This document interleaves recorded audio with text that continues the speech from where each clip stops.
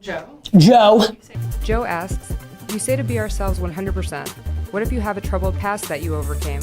Hide it or embrace it?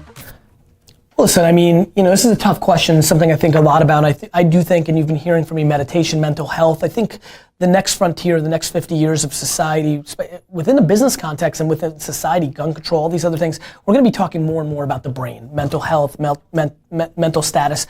There are people in this world that come from such tough beginnings. We talk a lot about poverty and opportunity, I think, because we talk about entrepreneurship. I don't talk a lot about, you were raped as a child. Your parents were murdered. Some of these really extreme, difficult things. I don't understand or know what Joe's troubled past, or if he's referring for a friend or for himself.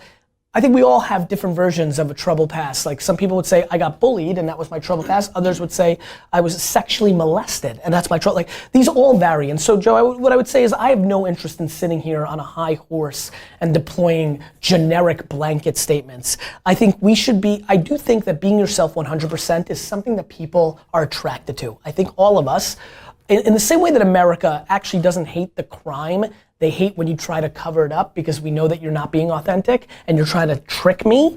I think that's the same reason we react so well to people that go very far, that own up to things, that are super transparent, that are willing to go there. And so what I would say is, you should challenge yourself to go as far down that funnel as you can, because it is absolutely an attractive quality that creates opportunity, happiness, business opportunities for one. However, I don't think you have to air your dirty laundry, and I do think that there's a lot of help and many other things that people have to do to be able to share things. I do not feel comfortable sitting here saying, yes, share your deepest, darkest things, because maybe you're not emotionally ready. I don't know you on an individual basis. What I can tell you is that every day I try to push harder in exposing more of my thoughts and exposing more of my truths and exposing more of my weaknesses and exposing more of my scars.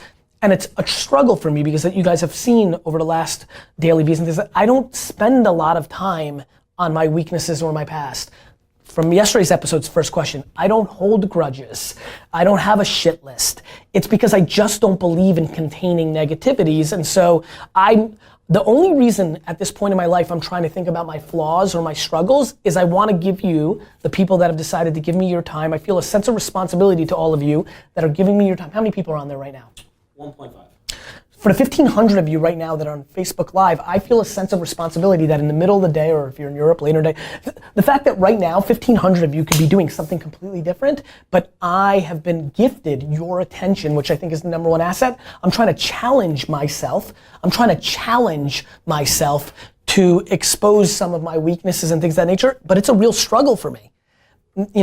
And so I'm almost the reverse. Like I can't even begin to think about my tough upbringing or different things. Like I don't think about the bad things. Like I think about them, I deal with them, they're reality. I don't dwell on them. I spit them out and I move forward.